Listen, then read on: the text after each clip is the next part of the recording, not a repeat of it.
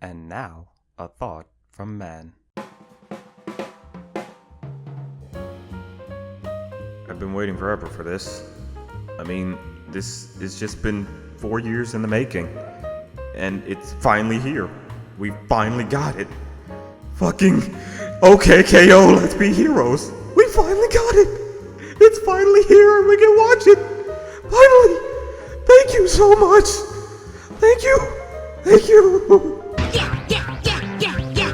I've just waited so long for this to finally come out, and it's finally here. Like, oh my goodness. I'm just so happy. I'm just so happy. Gross. The weird thing about this series is that it took 4 years before it finally got greenlit. It had its pilot out in 2013, the same time as Steven Universe's pilot, but somehow this didn't get greenlit. I was like, what the fuck, Cartoon Network? You're sitting on plain gold here. Like, come on.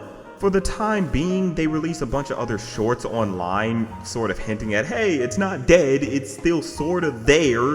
And I was like, okay, but you still haven't confirmed whether or not you're gonna officially release this. Like, come on, officially say it's greenlit. Like, stop teasing us. But fortunately, they finally came out and greenlit it, and I'm happy too. Plus, all the shorts were actually pretty nice. A lot of them were done with different animation styles, and for what you got, they were pretty cool. They helped let you know more about the characters and enjoy their antics. It was just kind of a nice little thing on Cartoon Network's part. I just kind of wish they came out with this series a bit sooner. You know, that was just it. The show's premise is about this kid named K.O. who wants to become a hero, and he believes the way to achieve that is to work at this place called Lakewood Plaza Turbo, which is just a big shopping area for other heroes. He's joined by other heroes, one of them being named Radicles, or Rad for short. He's sort of an egotistical dork. He's pretty harmless. He thinks of himself as this great guy or this great hero or like the big brother that K.O. doesn't have. But he's mainly just a big doofus. You're so beautiful. No, you are. I hate it. Why can't you just accept you're the beautiful one? Why does it always have to be me? Shut up. You're making me blush. I'm so upset. Stop it. You're making me blush. There's another hero named Enid, who's basically a big slacker. She doesn't really enjoy having to work, but she does her job if need be. A lot of the time, she's more about doing things that's more convenient for her rather than for others, but she still manages to do the right thing if the time arises. That'll be 20 technos. Have a day. Welcome to Gars. How may... You have any gum? Yes. Oh! Okay! There's also their boss, Mr. Gar, who runs the store they work at called Gar's Supply and Bodega. When I say he's a no-nonsense boss, I mean it. He is no-nonsense. He will give you a major death stare when you do something that you clearly shouldn't be doing. And honestly, you understand why he's a bit of a hard ass on his employees. It's like he wants the best for them and he wants the best for his store. And they ultimately look up to him. They all admire him. So much so that if ever they disappoint him, they really feel bad about disappointing him. Honestly, that's just kind of admirable about the whole crew. They willingly look up to their boss because they know he's a great hero and he really wants the best out of all of them. I did it, sir. I went into your office when you asked me not to. I'm so sorry. Can you ever forgive me? Even though you admitted your guilt, I will always be disappointed in you. Forever. Till the end of days. Goodbye, K.O. No! Mr. Gar, please! Don't go, Mr. Gar! No! These are all just great, enjoyable characters, and you just have a bit of a welcoming feeling as you see them interact with one another. They genuinely care for each other, and they truly do want to be the best that they can be. Especially K.O. He really wants to be a great hero, and he has such a positive attitude in how he goes about it.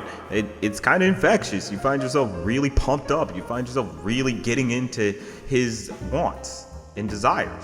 I just really enjoy the character interactions. It's just something very genuine about this series. I just really gotta give him props for that.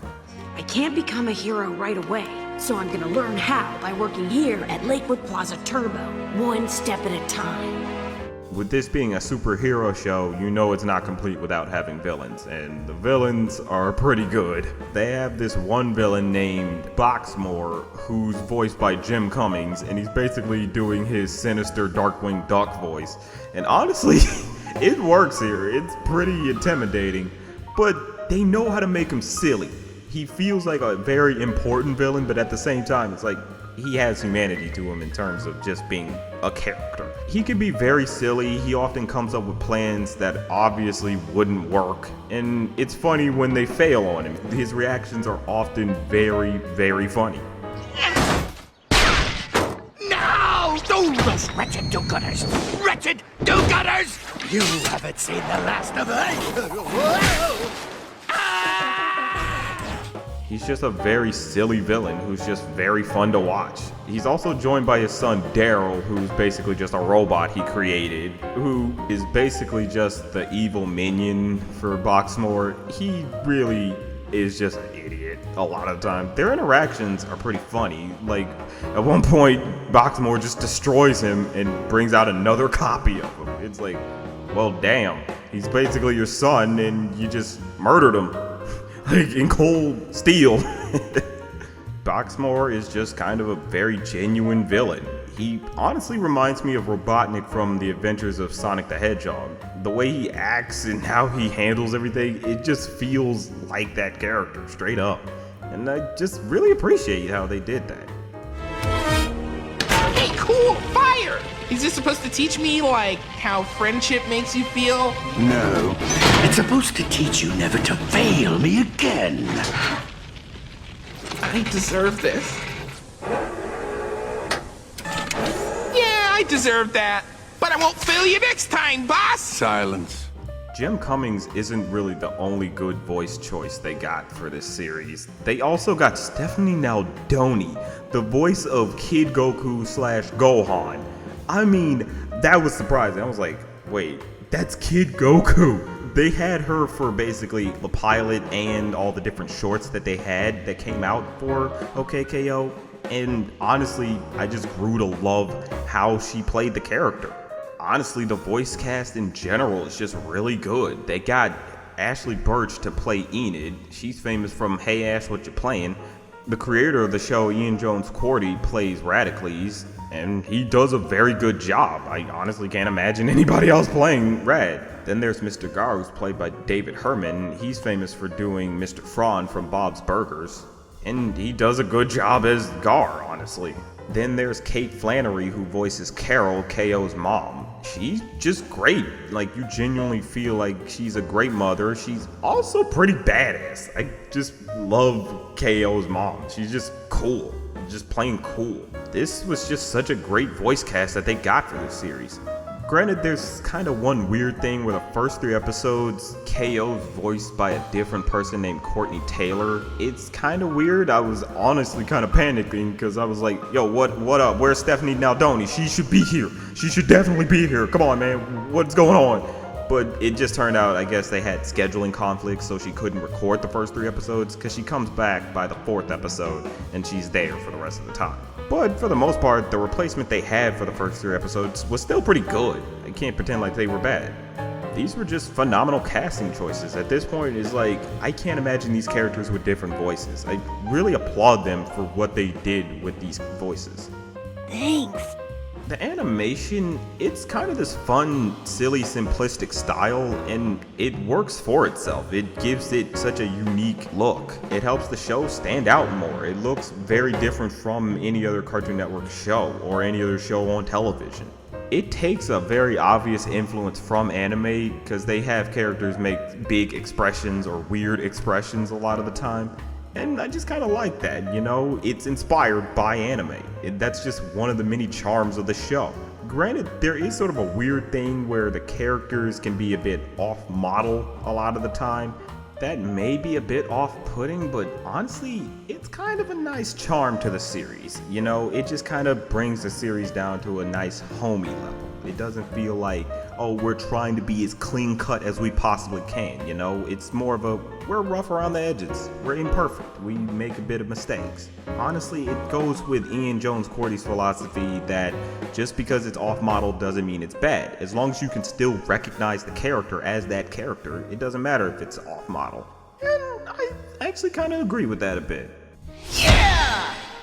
The soundtrack is just godlike. I just love the background music for this. Honestly, I hope they release like some type of CD or they put the songs on SoundCloud like they do with Steven Universe, because I just really like the background music. It feels like one of those old Capcom games or like 90s anime. Honestly, that's just one thing I really enjoy about this series, is that it plays to nostalgia, but in such a very unique way. It doesn't feel like simple, oh, we use nostalgia to try to sell our crap like, say, Powerpuff Girls. It more or less uses it by saying we're inspired by things from the past, but we still want to make something very new and original. It takes the influences and just uses that to its advantage, rather than just doing we're just doing this because, hey, it's trendy, you know, we're retro. It doesn't put it in your face. It feels more like they really enjoyed these things from their past, from their childhoods, and they just wanted to show off what they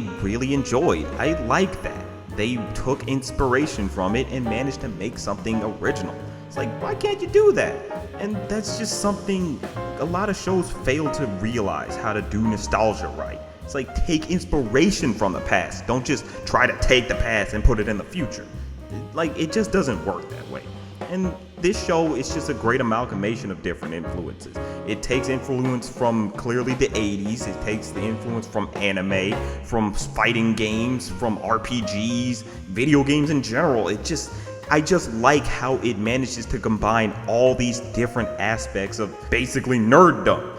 It's so enjoyable because it feels so genuine, because it feels like something that was made for nerds by nerds. I just really gotta give them props on this. Let the nerds make this versus those suits that obviously want to pretend like we're hip and with it and try to listen to stupid shit like the trending charts or stuff like that. It's like, no, just let the people who know this stuff make it. They understand it, and they would make it feel more like you're at home, like you're having a conversation with people who just enjoy the same things as you enjoy.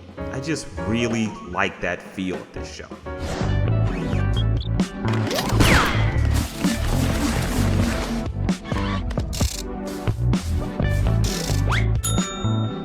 And we are finished.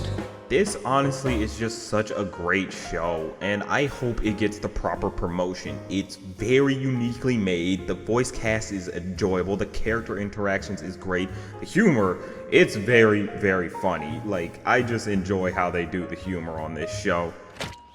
Huh. How'd it go? Yeah. Pretty alright, I think. Wow! Thanks, Mr. Gar! No time for chit-chat, boy. I've got to get back to my office, which is surely as immaculate as these floors. It's just a very good show. If you enjoy geek culture, this is something definitely for you. You would definitely get a very good kick out of this series. It's just so genuinely made. It's made by geeks, instead of just some suits with big charts who tell you, well, this is what we think kids enjoy today. It's like, no! When you guys have that business model, we end up getting garbage like the Powerpuff Girls reboot, where it's clearly trying too hard to say, hey, we're hip and with it, you know? Like, totally tubular. Like, no! Just stop. You're not cool. It's just a very good step in the right direction for Cartoon Network. Honestly, I hope to see more shows like this. Not stuff obviously copying the model, like, don't do that. But just let creators create what they want to create, okay? If it fails, oh well. If it's great, great. Don't over-advertise like you do with frickin' Teen Titans Go. Just give it the proper advertising and let people flock to it. Don't overload the whole network with just one show. Like, live off of variety. Understand that variety is what helps a network keep going.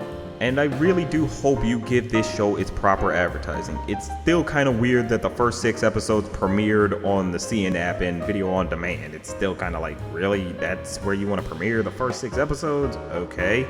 It officially premieres on the network in August, but I'm still happy we get to see it. I'm just very glad it's finally out there for us to enjoy. But that's just a thought.